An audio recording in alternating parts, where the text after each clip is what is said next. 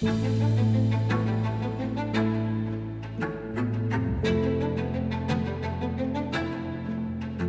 said we've written like 6 books together. No, we write so many books together. Whatever we find interesting, we just do lots of research on it, and yeah, we travel to different locations, and we do lots of research on the internet, and it's just something fun that we do together. We don't always agree, but it's good practice for a mother and daughter to work together and to study history and make some things. So this one is mainly about my family here in Washington County. And so for this, I had gotten a big trunk from California from a relative who had passed away, and I was like, what am I going to do with all this stuff? Well, I turned that and a lot of other research into a family book. And so I learned a lot about the people who were here. So the 2 that are my direct ancestors are Vic Green and his family, and Norman True and Carl True and his family. They lived in, let's see, the Trues lived down here in Borden. So Alexander True was a farmer. We have a little ticket that says he was selling berries in the book down here in Borden. And the Greens came from Mount Vernon here. And so this is all about them. Figure out forward and back. There we go. All right, so in 1925, Vic Green and Mabel Hester had been editors at the IDS up in Bloomington. That's where I live now with my family. So it's fun for me to get to go to the Wells Library and get to find these gems of them. He was kind of a funny little guy. He also had a hearing loss, just like his mother before him was practically deaf. So I got to see him with all his hearing aids and things. Okay, so after college, they decided they wanted to start a newspaper. So they came down here to Pekin, and they opened the Banner Gazette. So the Banner Gazette, it says in some of the references, was one of the first in the US to do a free publication. And we would just now know it as that stuff you get in your mail that you don't really want. It's like ads for Pizza Hut and things. You're like, I don't know what this, well, they started that. So thanks, guys. But it was a good source of revenue, although they were, poor as church mice. Oh my gosh, the whole time. It never made them lucrative at all, but they enjoyed it. Their family got into it. All right, so after getting married, they moved their new family to Pekin, Indiana in 1933. Okay, as you can know, there was a lot of, shortly thereafter, a lot of history happening. They began publishing the Giveaway. That's the little flyer that has all the coupons in it, and the Banner Gazette. The Giveaway was one of the first free circulation newspapers in the United States. The Banner featured obituaries, classifieds, auctions, and editorials, so basically whatever was happening in town, and their kind of family stories and interpretations. So that leads us to this book. Let's see, a collection of the editorial stories are found in the book Mrmrs, which is written this way because they had so many, we would think of them today as just stories about Mr., say like Mr. Brown was at the church picnic. Mrs. So-and-so lost her dog, whatever that is. They couldn't afford a second capital case M, and so they had to use a lowercase. So they jammed it together and called their editorials Mrmrs.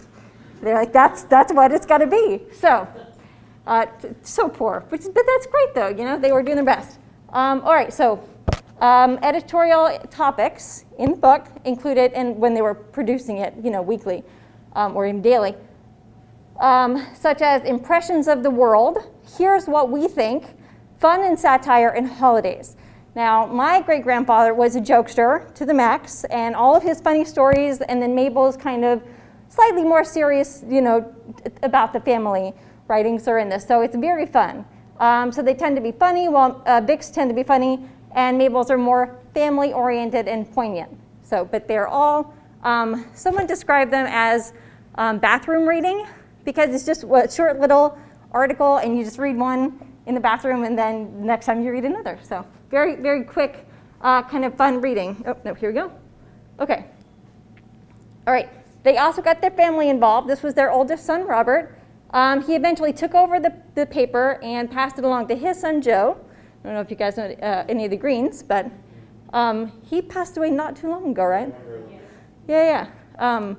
As a boy, Robert has his own weekly section by Robert with memorable sayings and his take on local events. So here are a few of his takes on what was happening in Pekin. For example, while I was sitting here thinking nothing would ever happen to write about, a tooth came out. This is from a very young boy. It's great. He says, the other day I tried to burn the word hot on a piece of paper with a magnifying glass, but the sun went down before I got through. So he just got through the first part of it. And we never had spelling today because we didn't have time.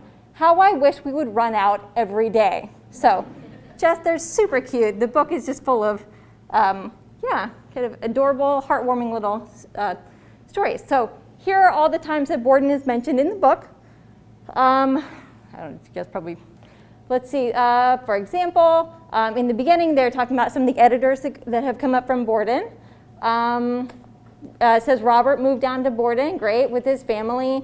They talk a lot about Cave River Valley. So in addition to having the newspaper, which would keep anyone very busy, Vic Green was very ambitious. And so he also became state senator for a while. And they also owned a piece of land called, which they named the Cave River Valley Park. And it has on it some maybe 13 or 14 caves. 2 of them are very large. 8? No, more than that. Okay. There are sinkholes. Okay. Listen to you. Okay. Yeah, there are some very small caves. But yeah, I would say 8 that you can really get into. Like Bear Den at this point, you can't really go in. Okay. So they own that, and that's part of the writings in the editorials. And then we wrote about, there we go. So yeah, but definitely Borden is definitely mentioned in that book. Here we go. Right, so the property that they bought, has anybody been to Cave River Valley? Nice, good, okay, good. We often go and talk to people and they're like, where the heck is that? And it's we went to Bedford and they were like, we've never heard of that. I'm like, guys, really? So, because it's a super fun, the tricky part about Cave River Valley is, so you would go from here in Borden up through Salem and then up into Campbellsburg and then just a few miles north of there. Right now it's a state nature preserve. We were just there last weekend for Cave River Valley Day. Spring Mill bought the property, so now it's just returning back to nature, which is a little hard on us because it meant that all the structures that were there had to be taken down. And so all of the things that we have in our nice books are like, well, this is what was here. So that's a little tough. But it's still a great place to go and hike. There's still a lot of history there. You can still see a lot of ruins and things of that nature. But yes, back in this day, so back in from, say, like the mid-40s to the early 70s, they owned the property and they had a lot of hiking and camping and, oh my gosh, they just did tons of, they had the state, there's streams that go through it and the streams come out of a cave, all right, or 2 caves actually, and that makes it so that the water is a constant 55 degrees. And this makes it ideal, discovered by Vic, for rainbow trout. I think it's a rainbow, it's definitely trout. And so they would have people, they would have the state come and stock, and we have pictures of the state with their nice big truck coming down to stock the stream. And so then they had a source of revenue. So my father, which was one of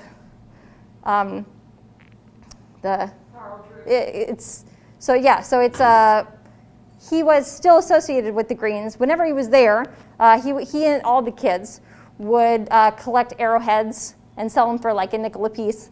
They would do a lot of like skinning the trout and things of that nature. So the families kind of worked together to run the park.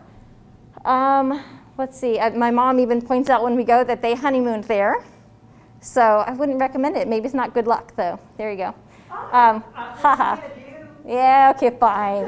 Hey, you got lucky with that. Okay, I guess so. Yeah, fine. All right. Okay, so let's see what else we got going on here. Yeah, so one of the caves is really, really large. And in researching that cave, because again, we're huge nerds and we just love to like look at old family things. So this is Vic and a friend who are just sitting in the mouth of this cave, just typing away and having a good time. And it's nice and cool, you know, because it's probably summertime. But in the cave, you're going to be wearing a coat. Part of this cave led us to some other things. So here are the Greens, the Green family. This that would be Mabel and Laura and Jane, and then Vic in the back. And this is the future son-in-law, Carl, in the front driving the boat, which shortly thereafter sank. I think maybe they used it twice, and it sank right in the front of the cave because, you know, he wasn't maybe the best boat builder. All right, so here's an example. Vic Green does illustrations in the book. I think, why am I saying the wrong thing? No, this is somebody else who did it for him. But there are lots of illustrations in the book of, you know, like here's the family and they're getting cement on the shelter house and things of that nature. So they built a lot of structures just to make it a more fun place to be. Okay, this is the second version of this cabin. The first one burnt down. And you can see him there working, and I also just was interested. He's wearing a headband, and that's his hearing aid. So probably had it turned off while he was doing this chainsaw. Okay, so here, for example, are people looking up in the cave. It's just enormous. And Spring Mill, like on Cave River Valley Day, they'll take you into it. If anybody is up for doing, it's just a walking cave. Like it has a stream through the middle. You got to get your feet wet. But it's a pretty easy, I consider pretty easy because I grew up in it. Every summer we would be in this cave. And then here's someone fishing there with a big dog. That's probably King would be my guess. But it could be that guy's dog. Okay, and here we go. The 55-degree cave water allowed the trout. So here they are bringing them down. Fish transport. That would be quite a job. Okay. And here's a brochure that they made. They really wanted people to come down and see the cave formations and take a boat trip and, yeah, do lots and lots of fishing. I mean, it was a very popular place to be. Now, these were not the first people to be in Cave River Valley by any stretch of the imagination. Cave River Valley, as well as we have in the compendium, it was home to Native American people for a long time, possibly just like the hunting grounds, but people were definitely there. There's, you know, plenty of arrowhead evidence and other evidence that they were there. And then after that, there were, let's see, there were folks who came in and ran a mill for a long time. There are folks that they're running a brewery. There are folks who were there doing tuberculosis because they thought that the cave air would be good for that. So it was like a hotel. Where people with TB would come and stay there. So just across the generations, it has just been a place where people have flocked because it's so beautiful. But again, it is hard to get down into.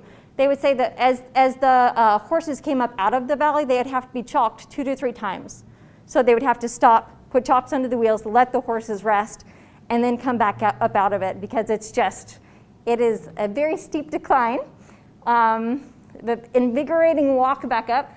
But yeah, that's part of just the allure of it is that it's kind of secluded and kind of magically cut off from the world. So it's a very fun place to just pop in. And now you can do hiking and things of that nature. Okay, did I cover all that? Anything else? No? Okay. All right, so the other part of our research with that was we came across something by probably Clendell Williams at first, who was here in Washington County, the historian. And he was saying that Daniel Boone spent the night in Endless Cave. And we were like, that's nonsensical. Everyone and their brother has a story about Daniel Boone. Okay, fine. So we set about to disprove it. We were like, this is rubbish. Okay, so then we found another reference and another reference and another reference that he was here. He was walking around and doing things. And he really enjoyed following streams to find caves.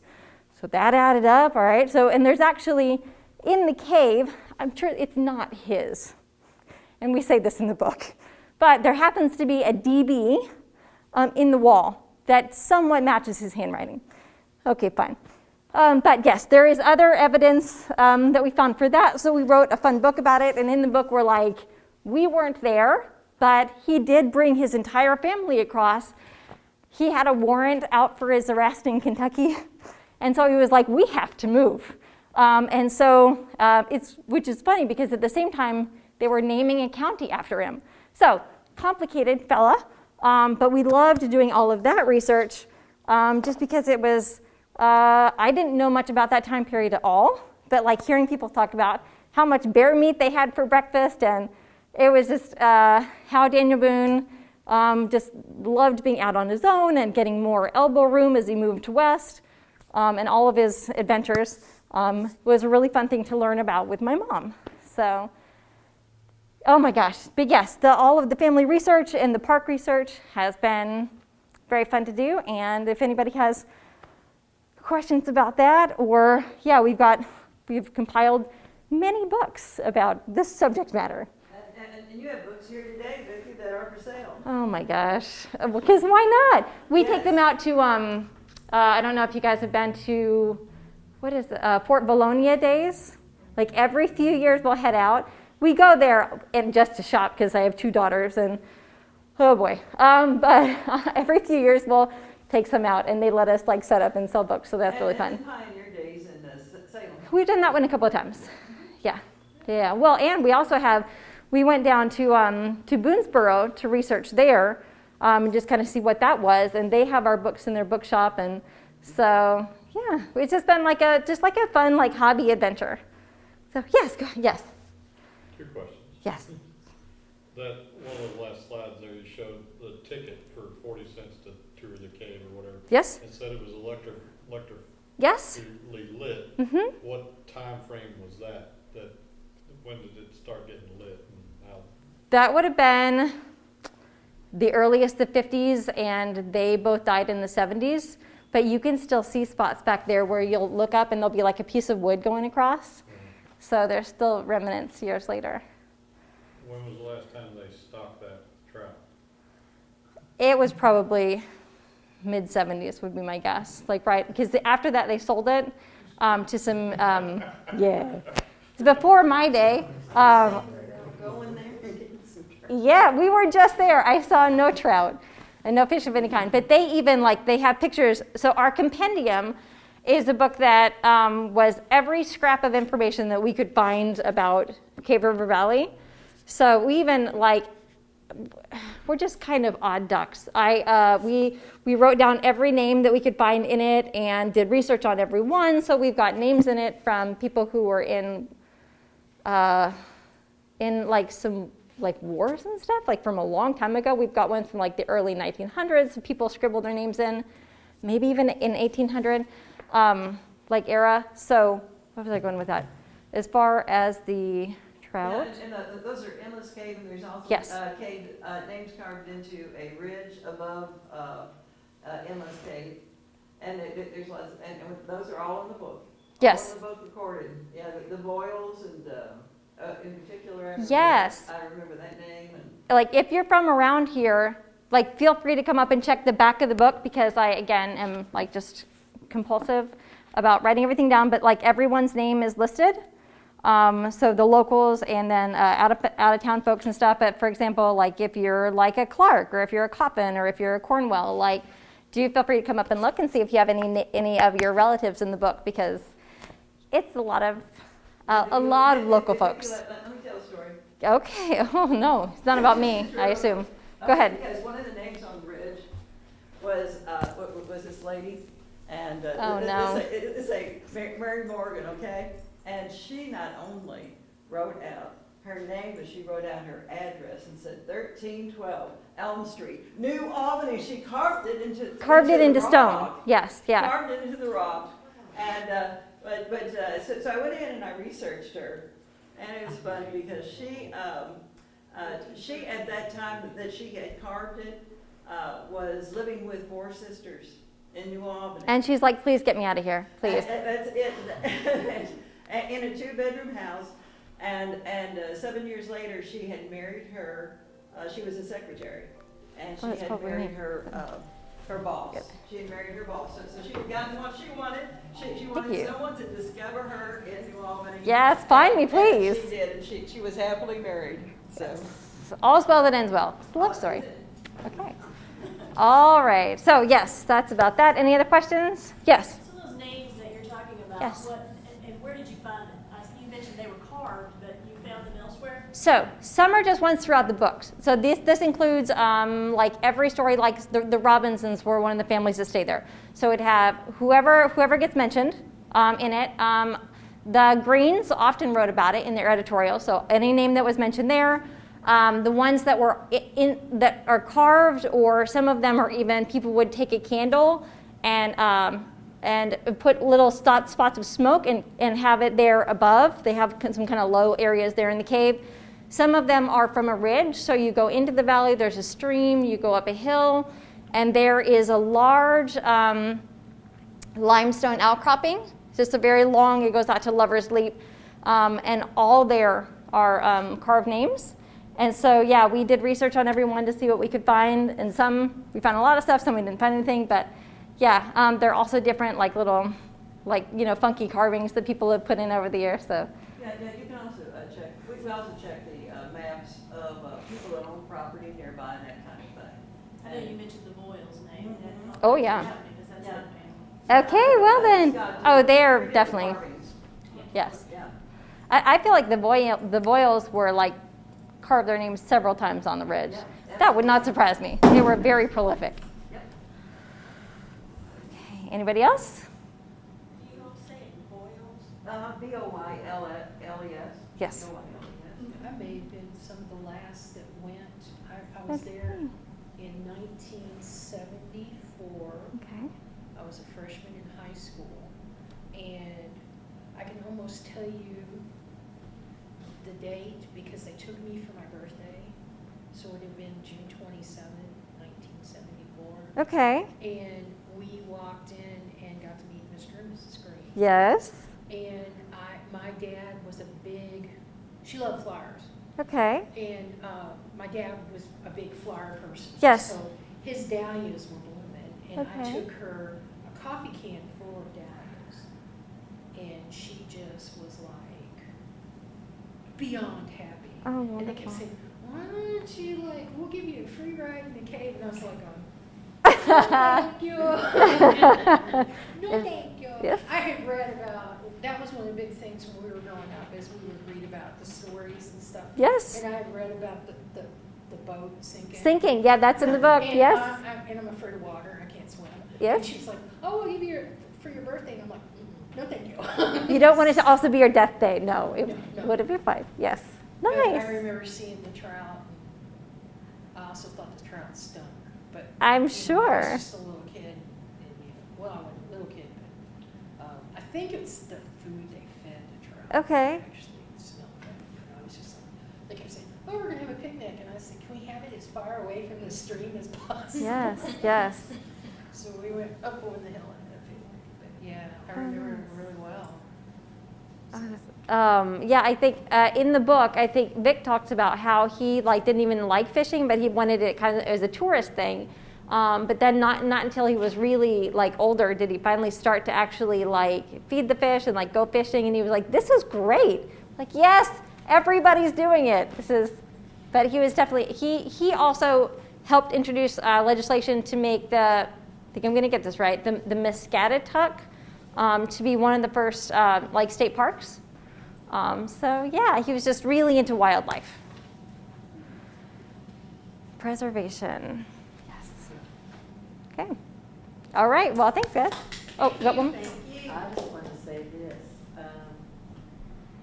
when I was growing up, if you did not get your Granny Gazette, everyone knew it. I mean, Okay. you kicked up your heels, and, it wasn't just something that you got and threw away, because Yes, probably it was our reading material yes. for the week. The actual paper rather than the giveaway. The giveaway is kind of the more of the the junk mail. Yeah. But yeah, I loved getting to know, because I never met my great-grandparents. He died just before I was born, and I was named after him. I'm Vicky. And so getting to know them through by Mr. and Mrs. was really fun. So, yeah. And the last day, the banner was open, I don't know why I Okay. went up there. Yeah, we went over on the last day. And, Okay. we went to see someone that I really thought a lot of. I can't remember who it was now, but they gave me a calendar and I've got it in my car and Okay. I'll never get rid of it. It just, I don't know, it just meant something. I feel like meant something to me. it's the spirit of this community. Yes. And I it's think such an amazing having these stories as a compilation because they didn't get kept. That's the thing. Like maybe they got kept in paper, but then that didn't last. But having these as a compilation really shows you, like they're making victory gardens, like during the war. It has like a lot of historical markers. So I think it would be good for young people to read it because it really does have so much rich historical information about what was happening in our country. There are stories about how they felt about the different wars here and there and all of that. Even one of the things that affected me most about the book was an obituary of their daughter, who it was during one of the wars. She fell ill. She had been kind of a sickly kid her whole life, was 11 or 12. She fell ill and there was no doctor. All the doctors were gone and she died. World War. Yeah, so that's it. They were directly impacted by that war because their daughter didn't have a doctor when she needed it. So I love history. I'm just a huge fan. So yeah. Okay. Thank you. Very fun. All right. Yep. And if anybody wants one or just to look through, awesome.